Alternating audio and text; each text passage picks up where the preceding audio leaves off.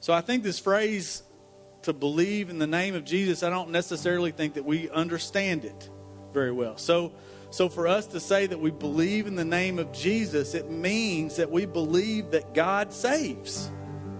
That's what it means. We have to believe that God can save us in order to allow God to save us. If we don't believe He can save us, then He's not going to be able to save us. Do you understand? So that's what it kind of comes down to. And that's what, when John says that in the midst of John chapter 1, that's what it should impress upon us is that we need to believe that God can save us. If you believe in His name, then he goes on, you are no longer defined by your earthly heritage. That's what he's saying.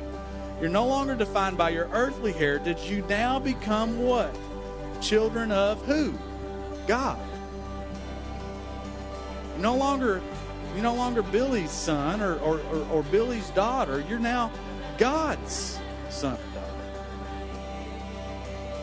If we believe that God saves, we're given the right to become children of God. So John is basically railing on thousands of years of tradition that said that if you were a Levite, you were going to do the job of a Levite. That if you were a shepherd, you were going to be a shepherd. If you were a carpenter, you're going to be a carpenter. If you're a fisherman, you're going to be a fish. If your family was a fisherman, you're going to be a fisherman, and so on and so forth. And it goes on and goes on. He rails against all that by stating that this word, that this true light that is coming into the world, and that our reception of Him and that our faith in His name will mean that our destiny is no longer dictated by our history. And I think that because we live in America, and most of us, this is where we were born and raised, and this is all that we've ever known, we're not confronted with that as obviously as they would have been back then. Right? So many of us don't do what our parents did. As far as I know, I'm the only chemist in the family. Right?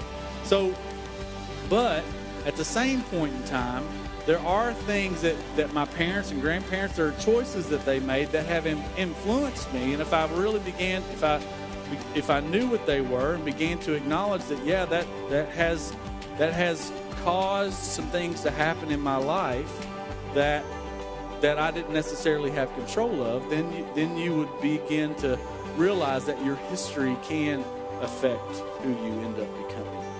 But here it says that if we place our faith in Jesus, it no longer does. It no longer has an effect on who it is that we can become.